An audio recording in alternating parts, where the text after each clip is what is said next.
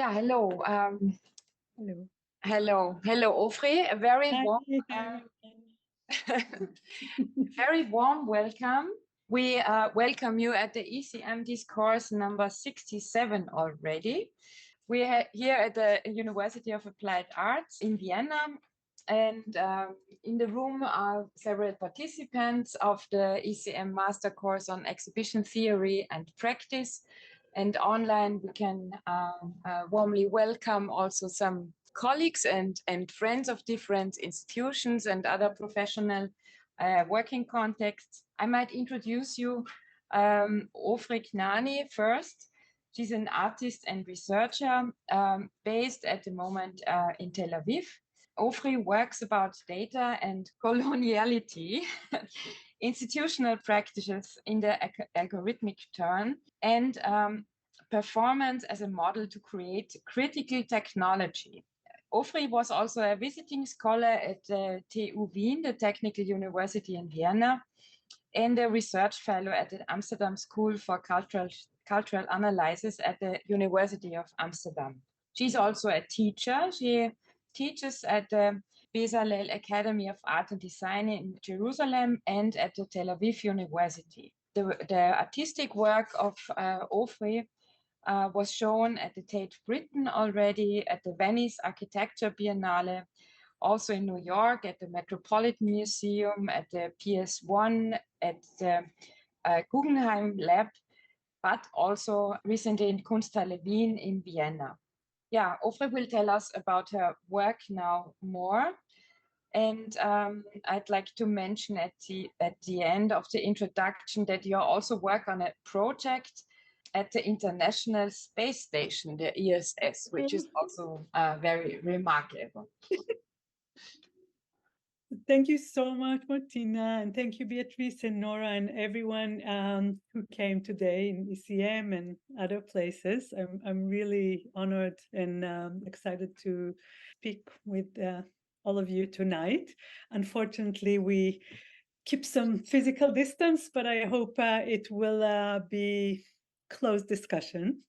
And I would like to share with you this notion that I've been busy trying to figure out, which I called afterness or digital afterness, and to think about it through the notion of collections and collection institutions, but also in relation to what we call today the colonial turn in data and technology studies.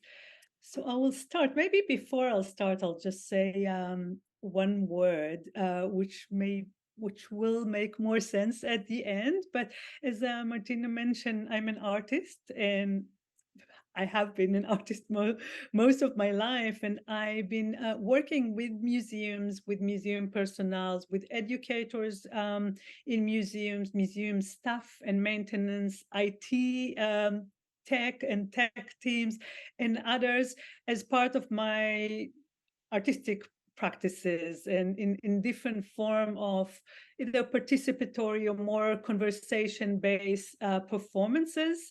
And I used to almost laugh that that museum became my medium, my main medium.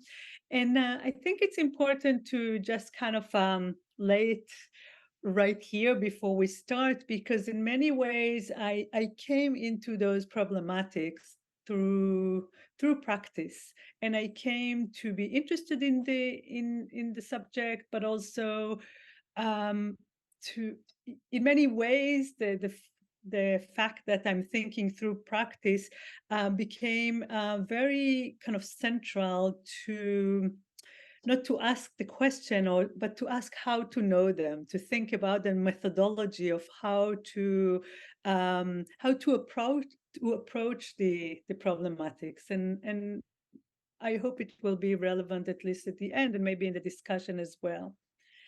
So I'll start with that. These are my students at Goldsmith with this favorite T-shirt.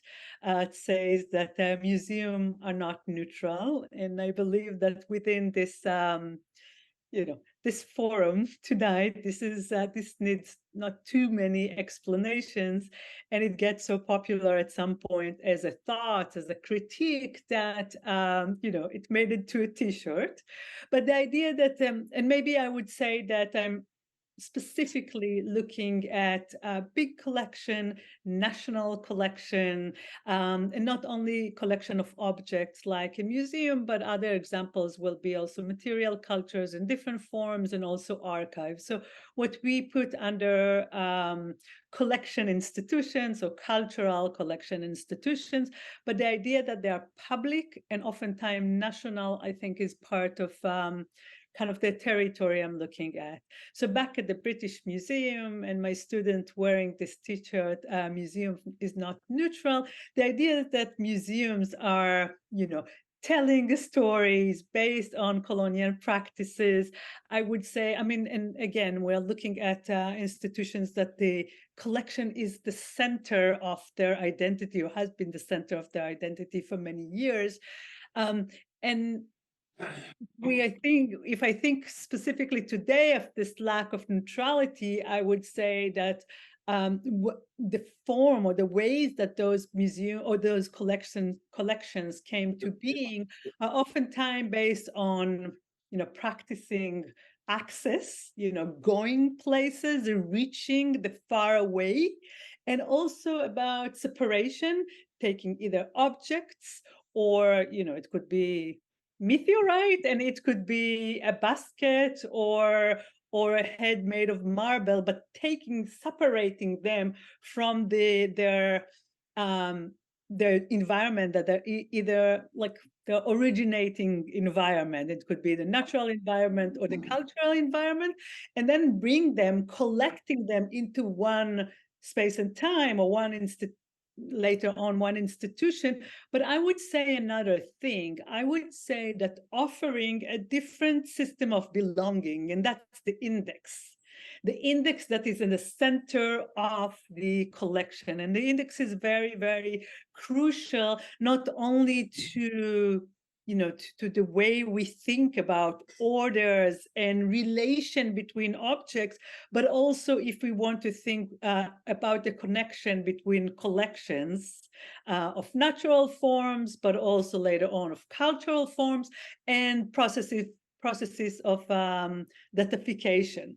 So the index is critical here, and the objects at some point are related to themselves. They are related to the collection. That is the connection to the index and the taxonomy that organize them into one collection.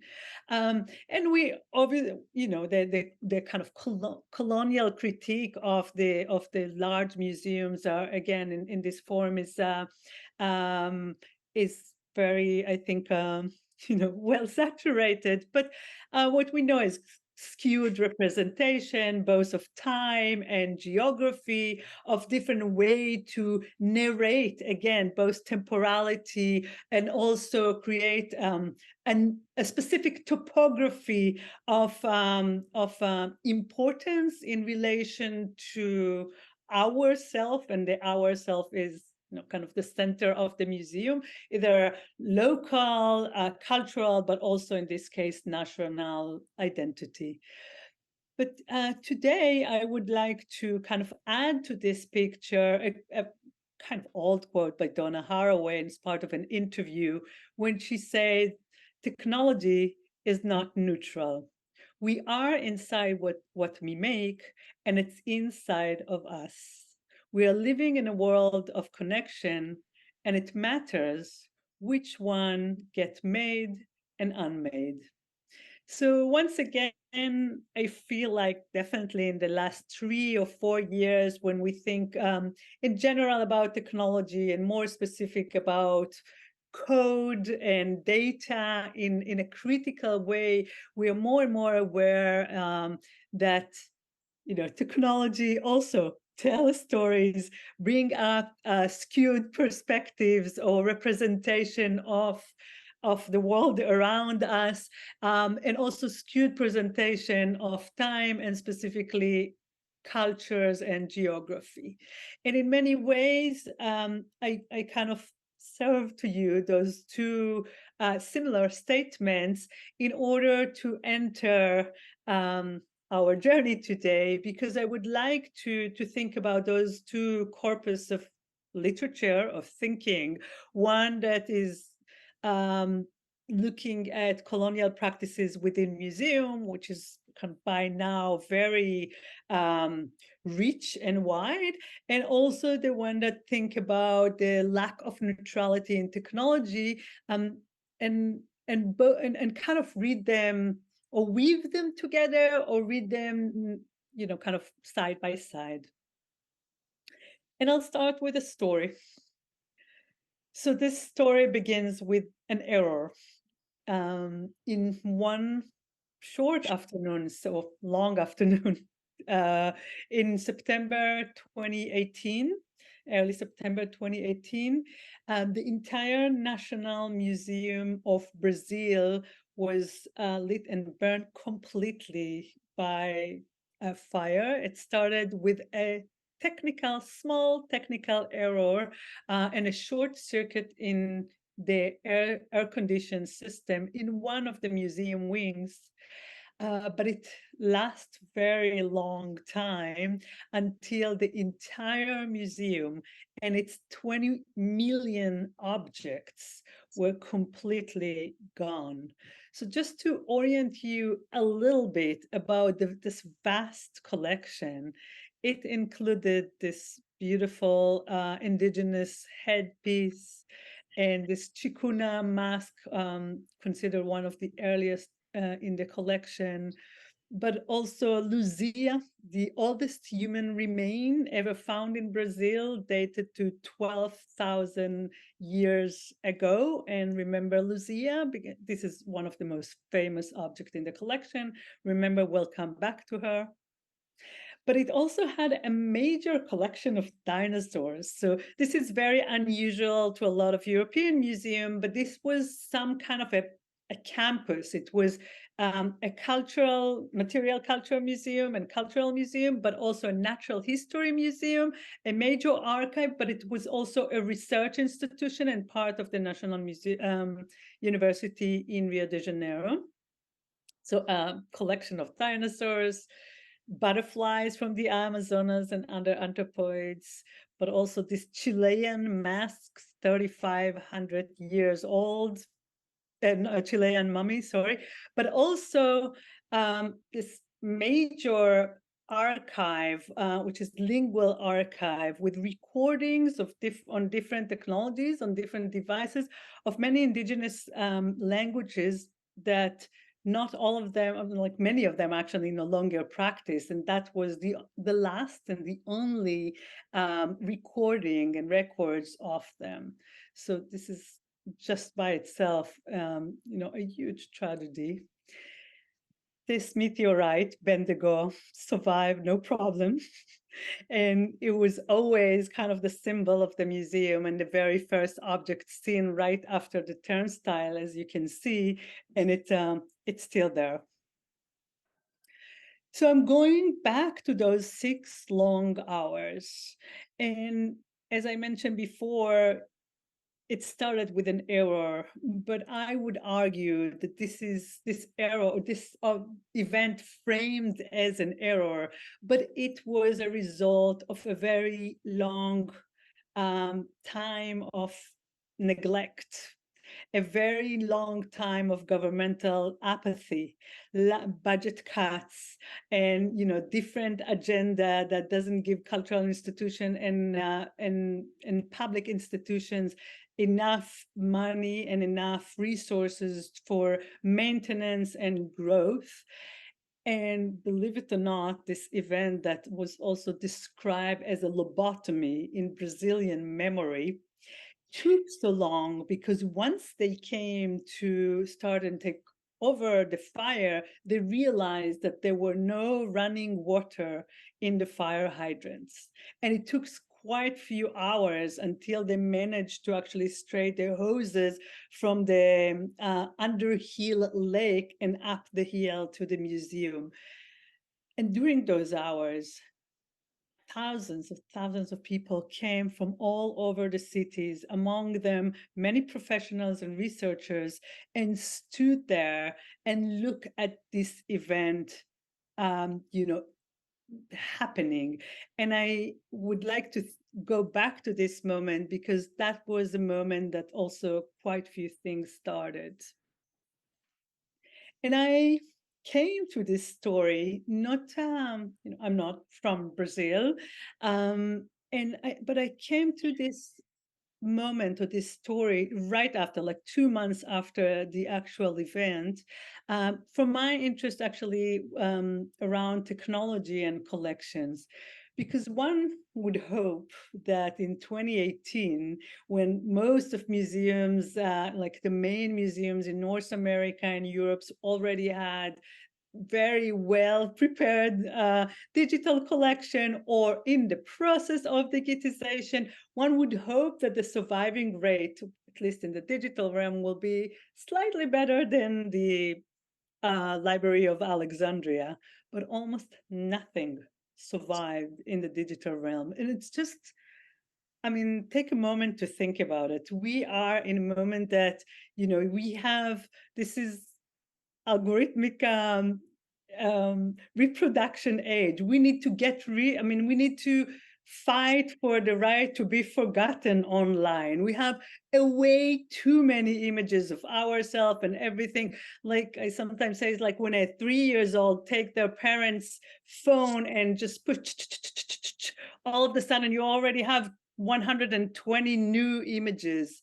But here, an entire vast collection burnt in the fire, and almost nothing survived. So I started to look at those digital remains, and I would like to share them with you. So next to a very just very handful and very sporadic collection of 3D scans, there were two major remains.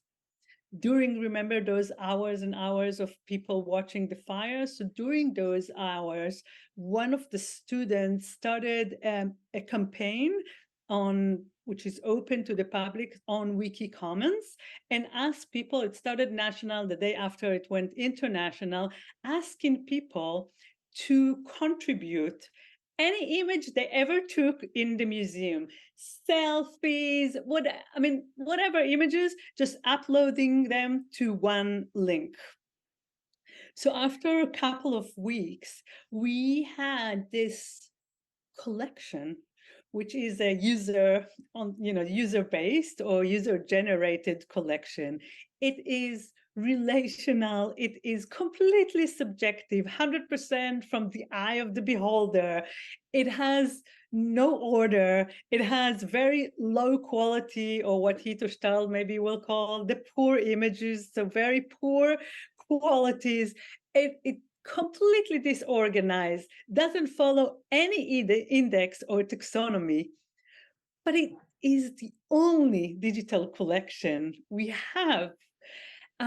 And when we start to look at the images, I would argue they are maybe poor in some ways, but very, very rich and or situated in many other ways. So I'll give you some examples. So this mummy that kind of break the fourth wall and looking at us like today we are looking at the camera.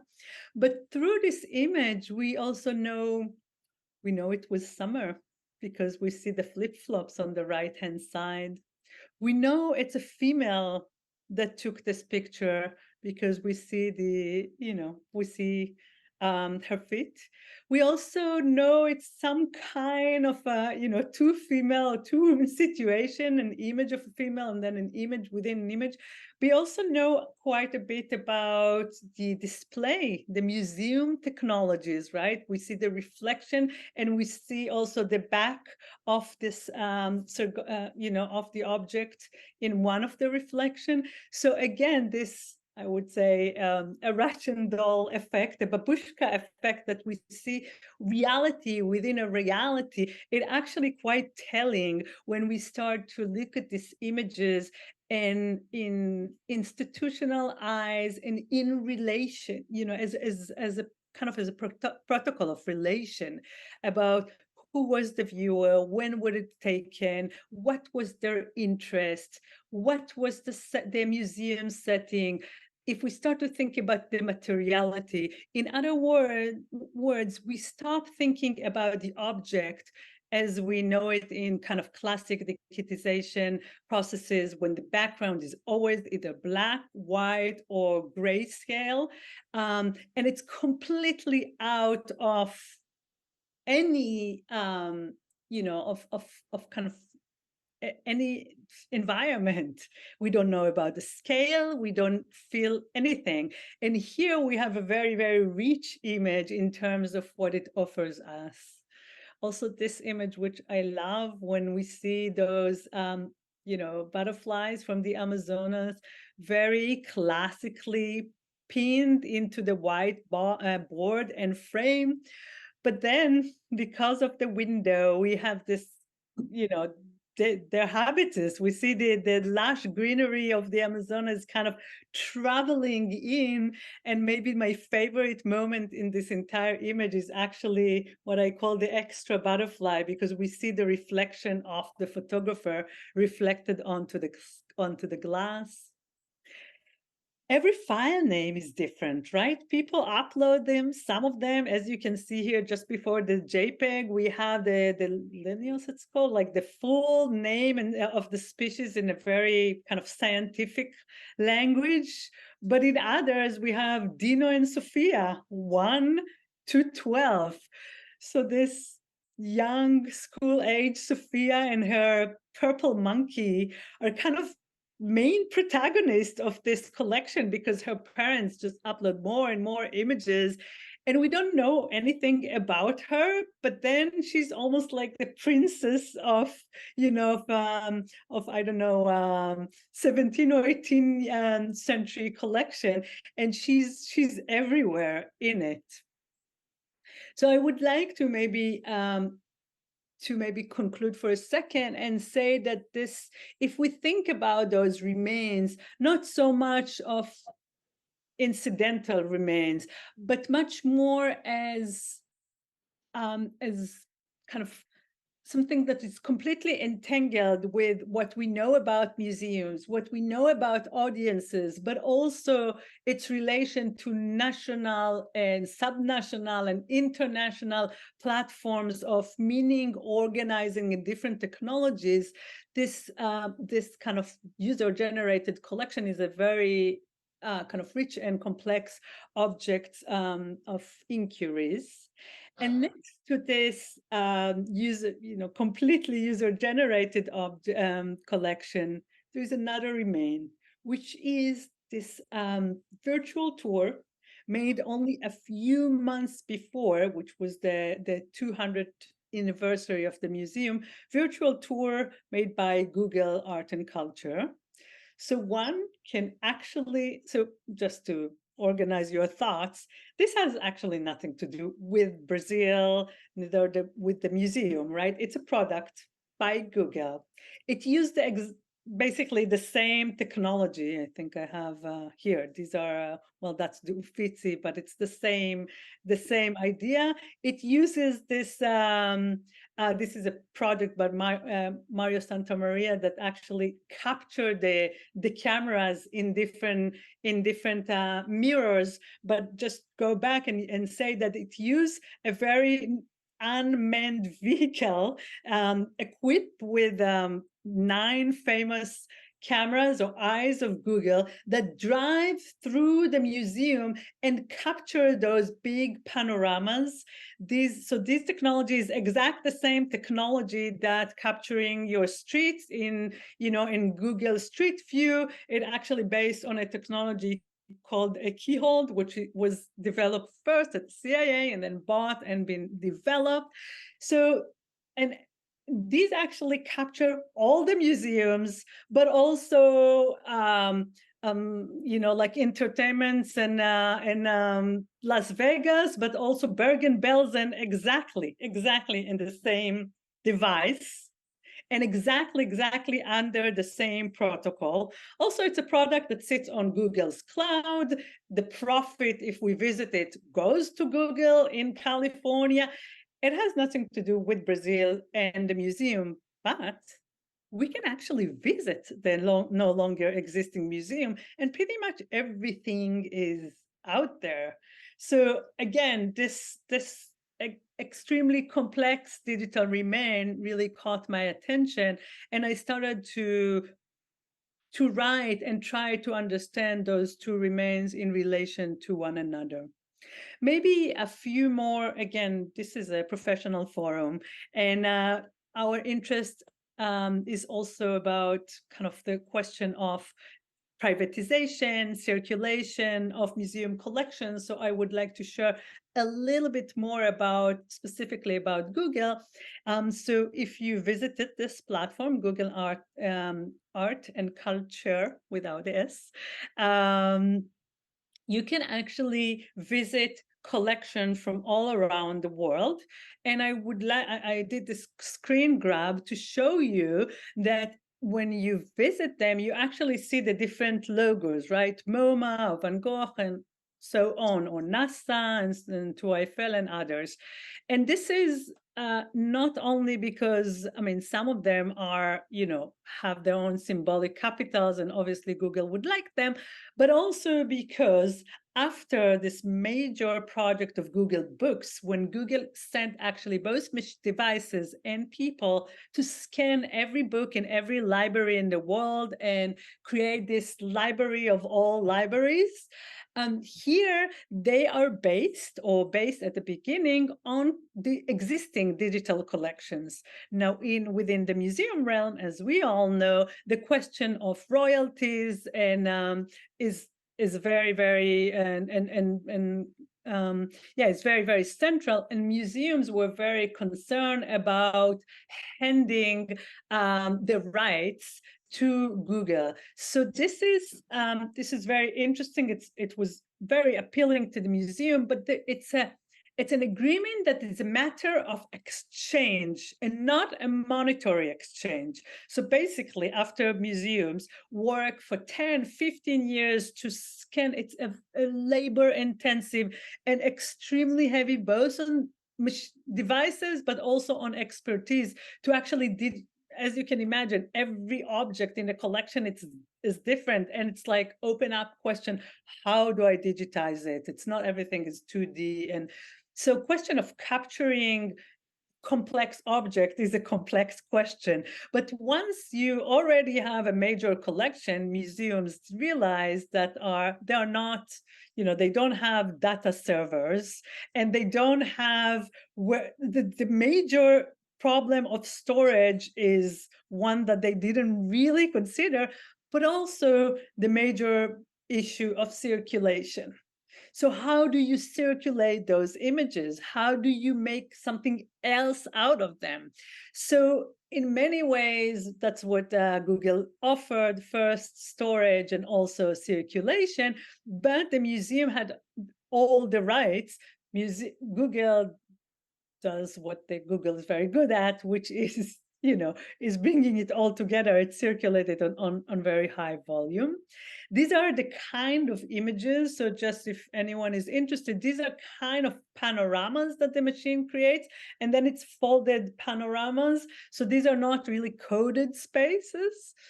And here I'm getting into these issues of digitization. I spoke about it just a second ago, but soon enough, Google realized that it's great to do those agreements with, again, really major museum with nice budgets like Central Europe and North America and a few other places. But most museums, they're local, they're smaller, they're short in budget, or if they're from America Latina or from other places that aren't, but they don't have this budget. It's just not happening. There's no a major process of digitization. And think about it, 20 million objects. So what Google did, and that's they also developed the means So no longer, not only they now basically grab all the all the knowledges, all the images from different museum and put them all on one platform. They also develop what they call the art camera, which is, according to them, the best camera for art digitization. And they give it to you. I mean, there is a simple and very affordable agreement. So now you also make sure, if I spoke about the camera that does the 3D museum tours, now also all the museum in the world, so all the digital museums, digital collection are captured by the same device that own by the same company, that also receiving those images that look exactly the same and sit on the same platform, for another platform on a different device, that also circulate within other kind of information. So if we move from digitization, the other one is circulation, and I spoke about it before, but I also want us to notice the element of narration. So we often think about museums, and as I showed in the case of Brazil, and I'll show in other cases, more and more museums today, maybe I should say about the error something else. And as I mentioned before, that is framed as an error, but it's a process and a very long form of governed by neglect that is kind of coming into a poor condition. Or the museum was in a, as someone said, in the shabby conditions. But it's all, I mean, one of my interviewers, but it was also a case of climate crisis. More and more museum, and I'm following it more closely ever since I started to look at the Brazil case, are either subject to flood or to fire. I mean, and this is, and so the question of maintenance and preparedness into kind of dramatic change in climate is a big issue with museums. And with that come the growing concern around digitization.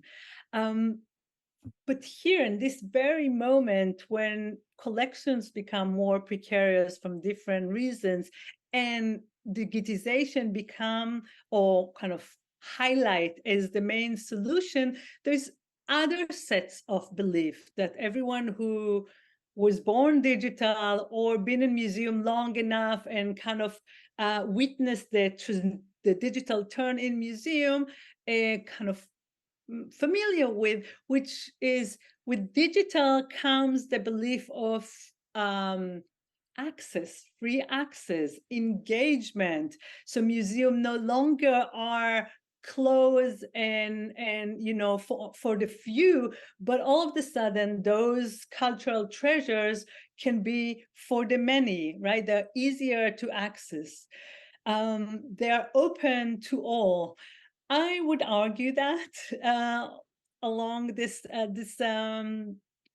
lecture today, and one of the way, and again, this is a tiny example, but one of the way to notice that is the concentration of power, as I mentioned with the Google one, but also the element of narration. So one of the first collaboration Google ever did when they started this project in 2013, so 10 years ago, they did not collaborate with a tiny Kunsthalle or with a small museum in a small town in Brazil. They they recognize where the symbolic capital here is, and they collaborated with the British Museum and later on with the Metropolitan Museum in New York. And they created this platform, which they title, the Museum of the World. So not only we are like uncomfortable in our chair when we go to the encyclopedic museum with its enlarged incarnate that wants to know the entire world, to create a world within a world, to have this, I always laugh when I go in a place like the Metropolitan, that I cross China and then I take the elevator to Africa, and then I I cut through Oceania and go to contemporary art. So it's already a very, very interesting small world within a bigger world. But here comes a tech giant and create with no less than the British Museum, the museum of the world. And please notice that different from classic museum aesthetic of the timeline, here we are offered by the main image of the network, or then the constellation. And the network, I mean, if you think Manuel Castell and Patrick Jagoda and then Alex Galloway, I mean, there are quite few people who wrote about how the network kind of replaced any other way of thinking, and how it came to being as much more spread out and much more relational, but also has a very, very strong roots into the business world, and how it's kind of devours, and you can't go against the network. So we should even be a little bit careful or suspicious when it starts with the network. But soon enough, 25 seconds after when the animation ends, it organized, please notice, both on a time. So those dots that are very non-human, non-material, non-time specific. It's just dots, right? Not culture specific. These are like data points. They're just dots, but those dots are organized both in space, organized by the very traditional way of organizing space in the lower part, and then also in a timeline. And one of my favorite is the Google Art and Culture logo, which basically suggests, it's kind of a direct line from, Silicon Valley to Rome and, and maybe Greece. It's, I mean, the culture, the logo tells us the kind of imperial attitude in many ways. And maybe to conclude that, I would say that I think this is a screen grab from a couple of years ago, but I checked it again, that it maybe not come as a huge surprise when they do the Museum of the World, but I think back then it was over 2,000 collaboration with museum, only 169 of them were the entire Southern Hemisphere. And then I checked it last year again, this year again, it was 260 something. So it didn't really, I mean, it grew very, very slowly. And that's mainly because the collaborations are much easier, but also these are in the Northern Hemisphere, there are many more museums that already have kind of a major, like a substantial digital collection. And also the definition, that was the very first conversation I had in Brazil. And it's like, what is a museum? The definition of museum is various between culture to culture. Two other things to mention about Google is the one-click search. This is a very, been written about Google a lot about it. What it means basically is when I type in Starry Night, I won't go anymore to the site of the MoMA in New York when Van Gogh Starry Night is located. I would actually get all the results in Google. And if we think about the museum, if the museum thought about themselves as the one who gain access, I would actually argue that they are dispossessed from access. The access is actually always at Google, and there is there is some kind of extraction, but they are, like no one, or less and less people get or surf, as they used to say, to their own platform or to their own websites.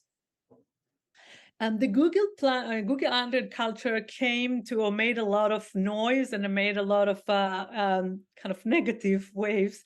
In early 2020, they released the Art app, when one could take a selfie and then it did like bloop, bloop, bloop, and found your match from the digital collection. So the short way you would say it was like number 3 or 4 in the Mac store at some point. It became very popular. But if you're like me and you have a really fair skin and very high cheekbones, you got a lot of princesses. But if you have a dark skin or you're Asian, you got almost many people got the same images, which is, if you Sophia Nobel and the writing of algorithmic oppression, she writes a lot about grouping. The less you know about the far away from power, the less you know about. She writes about Black women in America, and the know about the group. This group in society, you treat them less as individual in data and more as a group. So many people got the same images because there were very few images of Black person in the collection, but also people got images of slaves and people of service. So that was very much the time that Joy Bolamini wrote or started to think about the coded gaze. Highly recommended. If it's also on Netflix. But she wrote specifically about that, about the search mechanism, and about how what we know today as biased code became represented first in the traditional collection, but also been replicated into the coded representation. Of course, Google said, well, that's what's in the collection, so what can we do?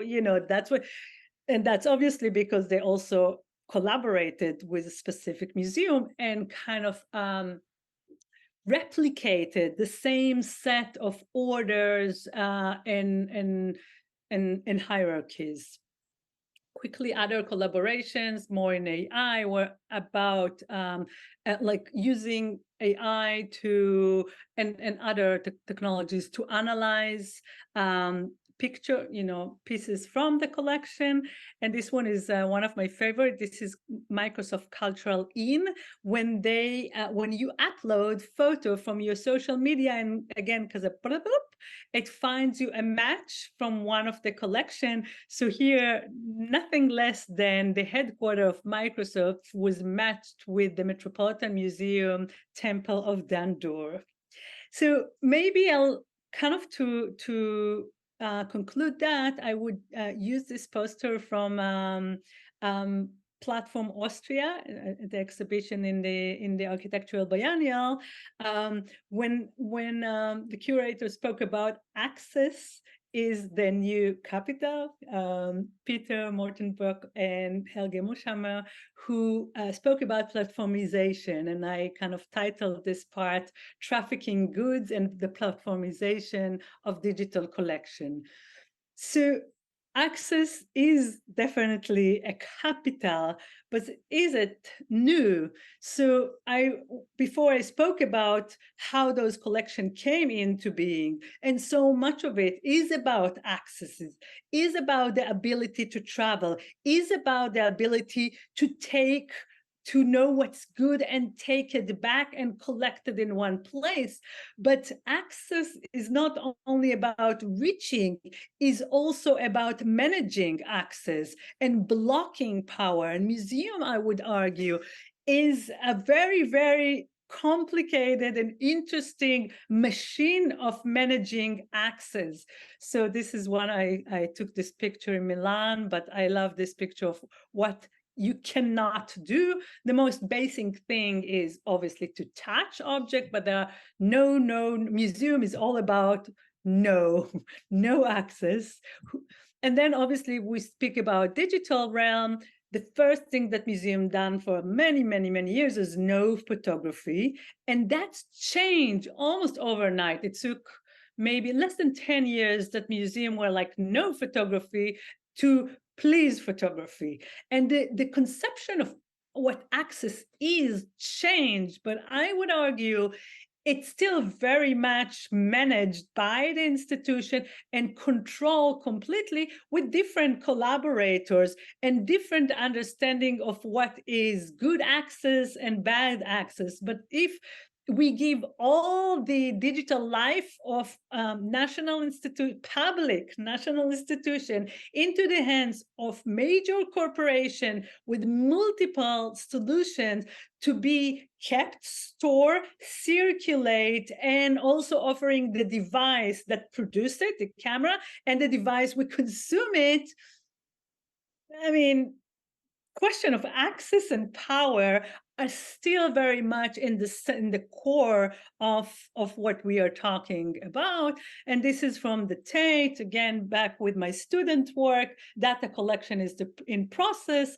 I would, maybe not for tonight, but I would argue that the question of what is the museum collect, again, we're thinking about collection institution. What is museum collect is a very, very, it has a very different meaning today. And I would argue that museum operates multiple collection. One of them is of object, obviously, but others are of data and personal information that interact, and the crowd, the audience is very, very central here because they allow this multiple collection to be produced.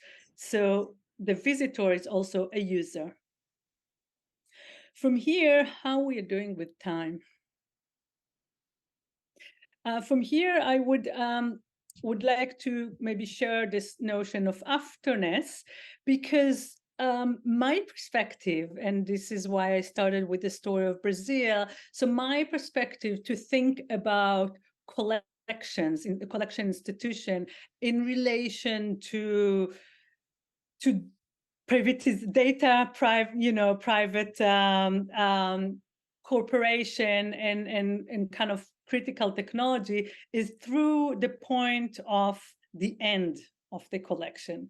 That would happen in Brazil, and I would like to share another example. I titled it "No Data is an Island," and this is the island of Tuvalu. Tuvalu is a tiny, tiny culture and an island in the Pacific that used to be a colony, and is now the first, together with a few other islands in the Marshall Islands, but is the first kind of known island and culture that is at direct risk due to climate crisis and the height of the sea level.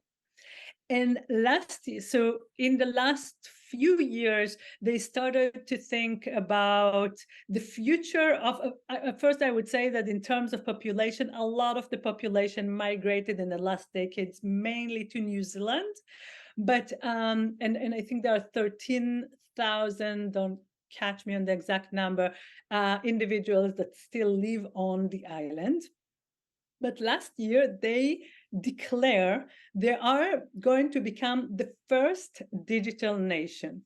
So let's stay with this term for a second, because the term digital nation was coined in relation to indigenous population in the Northern Americas, and it's very kind of knowingly has no national definition, because people live in Canada and they live in the United States and sometimes other places, but they all self-define as or self-declared as First Nation. Here we have indigenous community that was under colonial regime for a long time, but proposed to be the first digital nation, and with almost a twist, but also kind of a very thought-provoking, what does it even mean? And to be honest, and I'm kind of very much looking at this case now, but it's still at the early days of this research, but I would argue that not many people don't know exactly what it means. Last year, Simon Coffey stood in this very, very theatrical setting in the it was International Climate Conference, and he said, we are drowning, but so does the rest of the world. 2 years ago, the entire nation went on a national ledger, a financial ledger. So their entire financial system is only, it's using Bitcoin as it's only digital. And now they are declaring they are going to use digital twin technology or technologies to create a digital replica of the entire nation.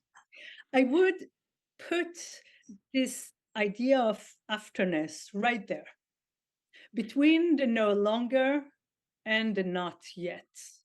After the fire, but before it become something else. Of course, the museum is now rebuilt and soon to be open. I'm much more interested in what survived in a non-tangible form, but also right here in this very moment between the no longer and the no yet, the not yet. He speak about the idea is to continue to function as a state and beyond that preserve our, and this is our interest today, our culture, our knowledge, and our history in the digital space. So if we think about this technical and financial and data-based system of digital twins, or, I mean, it's very, very complicated when we speak about institutional collection, but now, can you imagine what does it even mean to digitize oral practices, some practices like weaving, that the knowledge is embodied and it's the end of the tip of our fingers, songs, stories, movement, dance, material culture. So I think about afternesses that explore how the loss or the removal of the physical presence can both reveal and further develop, intricate the frameworks of colonial residues, which then proliferate through the technosphere.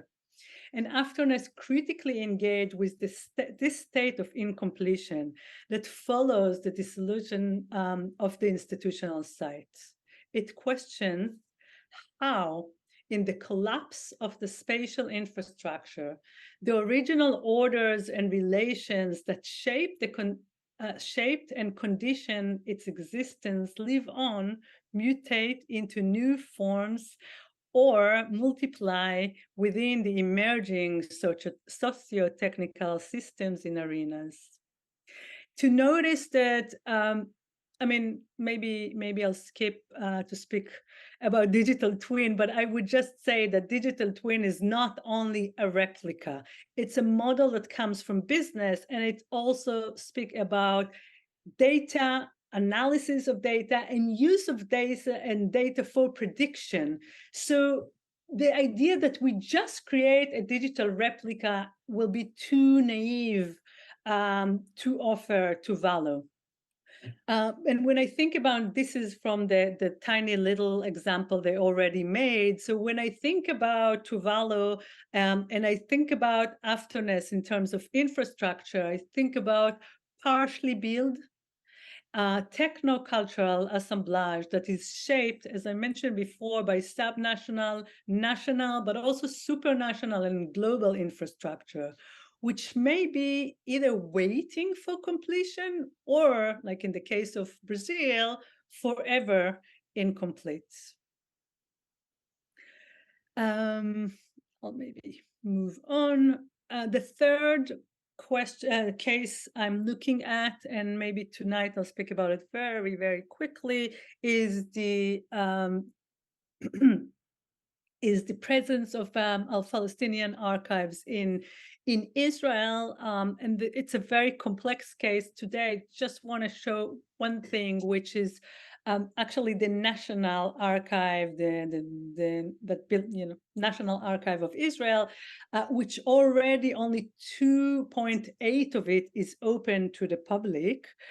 But, and that's really the only anecdote I'll mention tonight, and I'll say that just not long ago, they started digitization of the collection. But what they did, and that's what is very extreme here, but actually I don't think it's emblematic to other cases. What they did, they say, well, from one hand, they closed the public room. Researcher can no longer go and visit the archive and take out files. It was like, well, it's digital. Ask for digital collection, and we'll send it to you. We don't need visitors, so you cannot go to the National Archive. But then they say that if it's digital and it's sent out, is actually like a published article. Then it's a subject for censorship. So people started to get their requested documents that are under the law open to the public, but all marked in those black, very classic way of blackening archival material. So digitization in that way became another form of control of knowledge and censorship. And I wanted to show this one also because it's a very kind of thought-provoking case, but also because I know that you would like that. What people who did it realized very soon is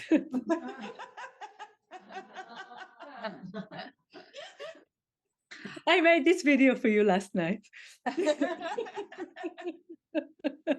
So it's actually, very, very stupid digital object that you can as we usually laugh, if they will be the brightest in the way, they won't be working in the IT of the national, they might, this is just a funny way.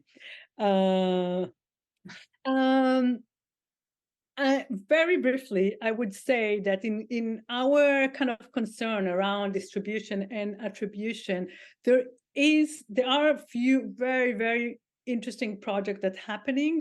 One is more related to Open Future. It's kind of emerged from Europeana, and it's thinking through digital commons specifically about cultural knowledge.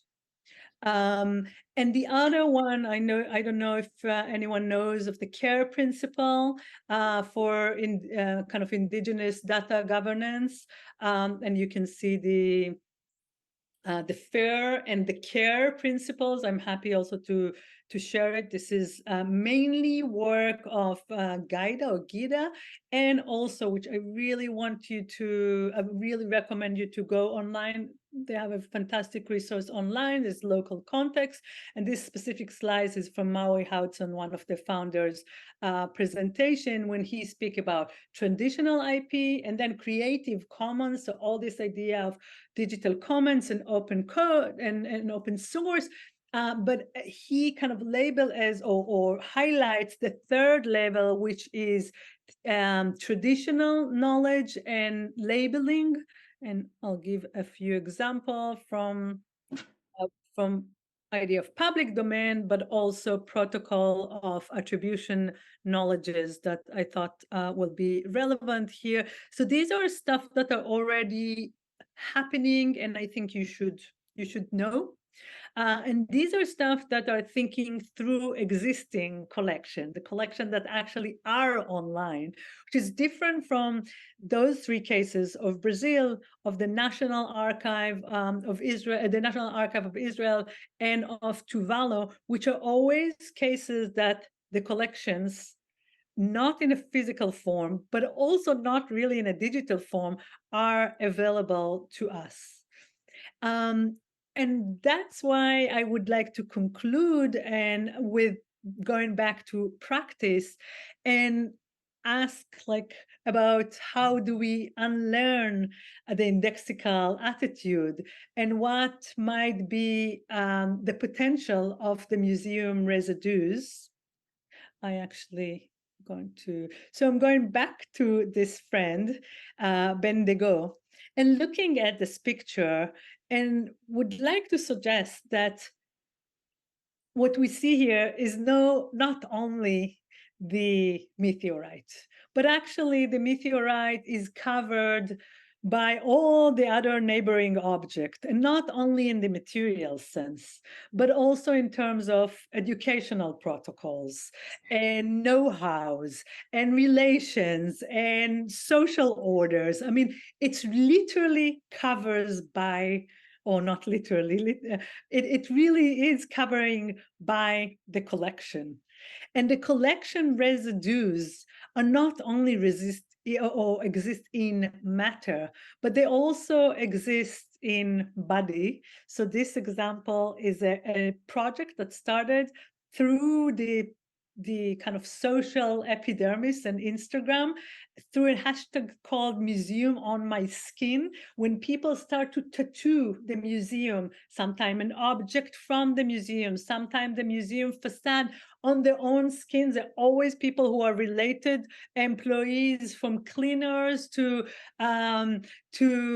people who design the museums, to researcher, and the museum is kind of carried on their body and going to the city in many ways. But when we think about body, I also would like to think about social body and about, I mean, and embodied practices of that stayed or left after the object was removed. So I wrote here, the removal of the objects leave behind the multiplicity of its condition. Some of them are matter, other are in body, and the last one are in data and in digital form.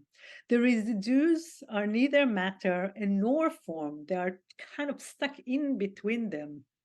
And this is the beautiful example back to Lucia, because Lucia did not have a 3D scan. So aftermath, all the material, the debris from the room it was displayed, including the metal beams and the dust and the glasses and everything, and Lucia as well, was collected and kind of meshed together and print. Well, they created from many pictures took by many agencies, and created a model which is accurate as the knowledge of the many, but then they printed Lucia from the debris found in the room. And I love this picture because Lucia is an object, but it's also still part of the apparatus that make it, but it's also a mathematical model, and it's also a debris of something that might be the construction of the museum. So it's, what is it really? And that's I think it's captured so beautifully the complexity and the potential of the residues. The residues don't have form the way objects do. They are surplus of affects and techne and affordances that are dragged with the object. They are active formations that are carried, and they are the know-how. The residues are active protocols of relations. And when I started to think about the residues, and that will lead us to the ends, I would argue that the afterness as a state, which is temporal, spatial, but also epistemological, needs a practice in order to be activated. Set of practices and technologies that can penetrate it and make it from a potential to a concrete concrete interaction, what I call the mode of afterness. Afterness is a state or set of condition, but it needs practice or a method in order to be activated. I will skip collective witnessing, but we might be able to speak about it at a different point, but I'll go back to the story. And this is a piece called Leaking Lens, which is a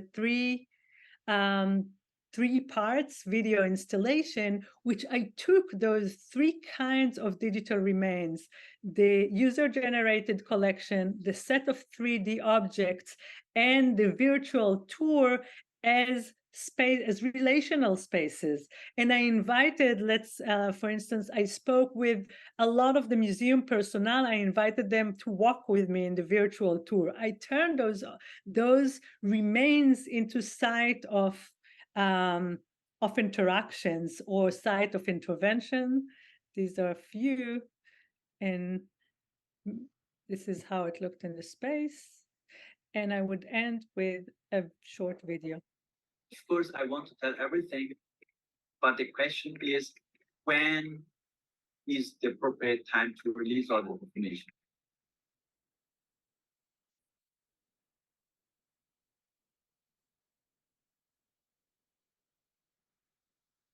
Eu fui fazer a prova, eu lembro da primeira vez que eu fui no parque, saltando ali em São Cristóvão, entrando na Quinta da Boa Vista, e tem aquele riozinho, né, que corta o parque, em volta do parque, pela lagoa. Tinha uma água esverdeada, assim, e eu olhava para tudo aquilo. Eu lembro que eu vi uns patinhos, umas crianças brincando. Eu achava tão bonito.